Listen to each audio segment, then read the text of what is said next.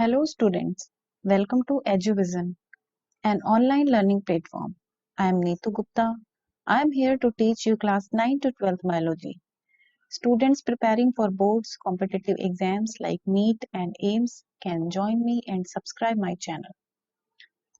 You can also follow us on Facebook and Twitter. For my lectures, PDF and notes, join me on Telegram.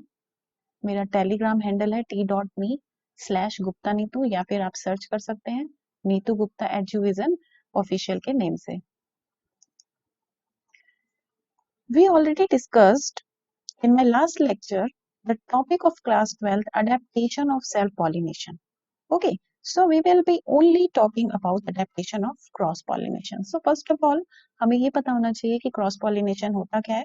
So normally pollination is transfer of pollen grains from the anther to the stigma of flower.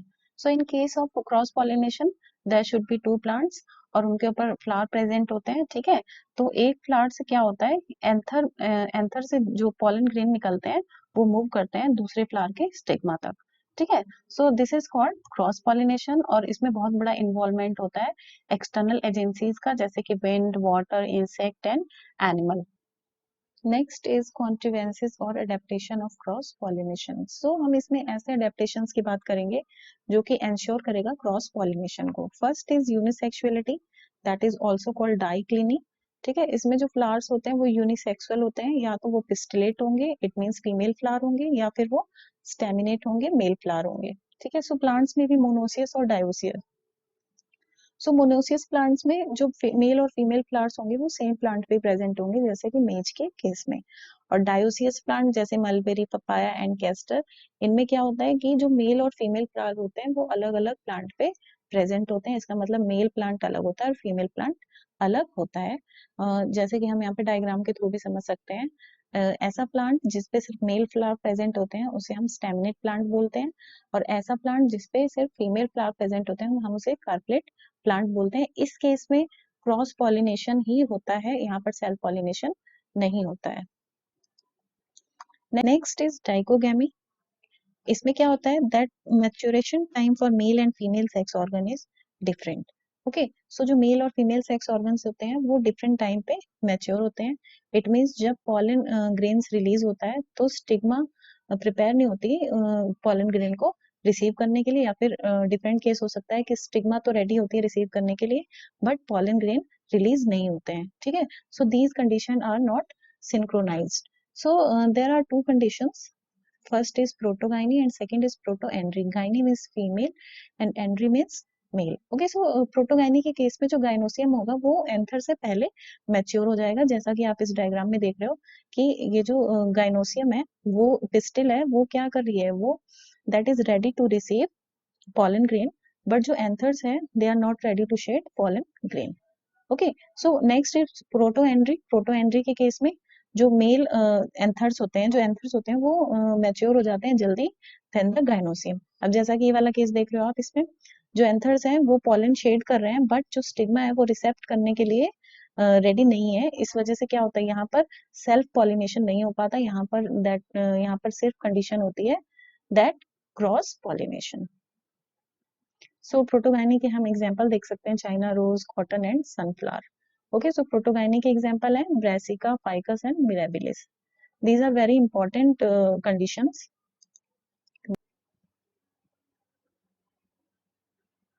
Next is heterostyly. कुछ plants के case में हम देखते हैं कि 2 से 3 तरीके के फ्लावर प्रोड्यूस होते हैं depending on the length of style. ठीक है, तो इसमें क्या होता है डिफरेंट तरीके के जो फ्लावर प्रोड्यूस होते हैं उसमें स्टाइल की जो लेंथ होती है वो डिफरेंट होती है. जैसे कि इस केस में हम देखते हैं, इसे हम बोलेंगे लॉन्ग स्टाइल फ्लावर, हम इसे पिन भी बोलते हैं. ये हम प्रिमरोज के फ्लावर्स देख रहे हैं, प्रिमरोज में 2 तरीके के फ्लावर प्रोड्यूस होते हैं. ठीक है, पिन एंड थ्रम. तो जो पिन होता है उसमें जो पिस्टिल होती है उसकी जो स्टाइल होती है उसकी लेंथ ज्यादा होती है देन द आपका जो स्टेमिन होता है उसके फिलामेंट से. ओके, सो इस केस में भी आपका क्या नहीं हो पाएगा, सेल्फ पॉलिनेशन नहीं हो पाएगा, क्योंकि यहाँ से पॉलन ग्रेन जो होंगे वो रिलीज नहीं हो पाएंगे ऑन द स्टिग्मा. अंडरस्टूड. तो इसमें क्या होगा, next is short style flower. ठीक है, इसमें इसे हम थ्रम भी बोलते हैं. इस केस में आपका क्या होता है, जो स्टाइल होती है उसकी लेंथ कम होती है देन द फिलामेंट. ठीक है, इसमें आप फिलामेंट देख रहे हो, फिलामेंट की जो लेंथ है वो कुछ ज्यादा है then the style.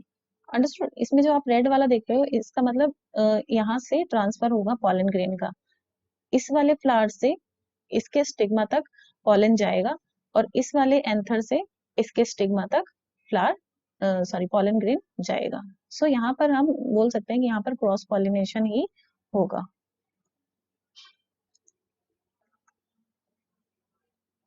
Okay, so oxalis के केस में 3 टाइप के फ्लावर्स प्रोड्यूस होते हैं, पिन, थ्रम एंड नॉर्मल। ठीक है, पिन में भी आप देख सकते हो स्टाइल ज्यादा लंबी है देन द फिलामेंट, और जो थ्रम होता है इसमें क्या होता है, स्टाइल छोटी होती है देन द फिलामेंट। ओके, और जो नेक्स्ट है नॉर्मल, वो हम हेट्रोस्टाइली में काउंट नहीं करेंगे। Next is prepotency. Okay, so prepotency is very important.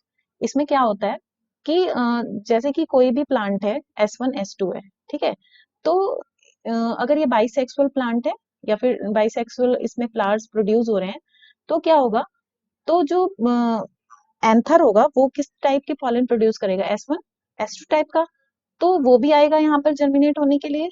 और सेकंड थिंग इज दूसरे प्लांट से भी पॉलन ग्रेन आएंगे यहाँ पर जर्मिनेट होने के लिए। ठीक है, तो प्रीपोटेंसी में हम ये देख सकते हैं कि जो खुद के प्लांट से जो पॉलन ग्रेन आते हैं वो वहां पर स्टिग्मा पर जर्मिनेट नहीं होते, जबकि बाहर से आए हुए पॉलन ग्रेन इजिली जर्मिनेट हो जाते हैं। ठीक है, तो प्रीपोटेंसी हम देख सकते हैं पीच, एप्पल और ग्रेप के केस में। So pollen from other plant germinate first, ठीक है, और pollen grain of same flower not germinate. Understood. तो खुद के फ्लावर का जो पॉलन ग्रेन होगा वो जर्मिनेट नहीं करेगा ऑन द स्टिग्मा, लेकिन बट इन केस, किसी भी केस, अब आप मान सकते हैं कि ऐसा केस हो सकता है कि क्रॉस पॉलिनेशन हो ही ना। ठीक है, if cross pollination does not occur then pollen grain of same flower germinate. Okay, so अगर बाहर से कोई भी पॉलन नहीं आया, क्रॉस पॉलिनेशन नहीं हुआ, तो उस प्लांट के जो पॉलन ग्रेन होंगे वो ही जर्मिनेट कर जाएंगे ऑन द स्टिग्मा। तो जो एटलीस्ट इस केस में क्या होता है, reproduction is ensure. Okay, so this type of adaptation is very important. Next is self incompatibility. Okay, so इसमें क्या होता है, this is also look like prepotency. जैसे कि प्रीपोटेंसी के केस में क्या था, वो खुद जैसे फ्लावर जो था अगर बाइसेक्सुअल है तो अपने खुद के पॉलन ग्रेन का जर्मिनेशन नहीं होता था उसके स्टिग्मा पर। ठीक है, तो उसी तरीके से सेल्फ इनकॉम्पेटिबिलिटी में भी यही होता है कि खुद के जो पॉलन ग्रेन होता है उसका जर्मिनेशन नहीं होता स्टिग्मा पर, लेकिन जो बाहर से अगर कोई कोई भी पॉलन ग्रेन आएगा तो उसका जर्मिनेशन हो जाएगा। ठीक है, तो इसमें क्या होता है, it ensure only cross pollination. ठीक है, इसमें क्या होगा, सिर्फ क्रॉस पॉलिनेशन होगा, सेल्फ पॉलिनेशन के कोई चांसेस नहीं होते। अगर in case, if in case cross pollination नहीं होता तो भी क्या नहीं होता, तो भी उस प्लांट के जो होंगे उसके खुद के जो पॉलन ग्रेन होंगे वो स्टिग्मा पर जर्मिनेट नहीं होंगे। ठीक है, तो इसकी वजह से ये क्या हो जाएगा, इसमें ऐसा भी हो सकता है कि इसमें पॉलिनेशन ना हो, इसमें जर्मिनेशन ना हो। ठीक है, सो ऐसा हम देख सकते हैं टी, पोटैटो और टोबैको के केस में। Next is herkogamy. इसमें हम ऐसा हम एग्जांपल देख सकते हैं कैलोट्रोपिस के अंदर। इसमें क्या होते हैं, जो पॉलेंस होते हैं वो एक बैलून शेप्ड पॉलिनियम में कवर्ड होते हैं, जिसकी वजह से जो पॉलेंस होते हैं उसका और स्टिग्मा का डायरेक्ट कांटेक्ट नहीं होता। तो एक तरीके से ये एक स्ट्रक्चर की वजह से एक दूसरे से कांटेक्ट में नहीं आते हैं। ठीक है, एक तरीके का फिजिकल बैरियर बन जाता है पॉलन और स्टिग्मा के बीच में। अंडरस्टूड। तो this will not allow self pollination.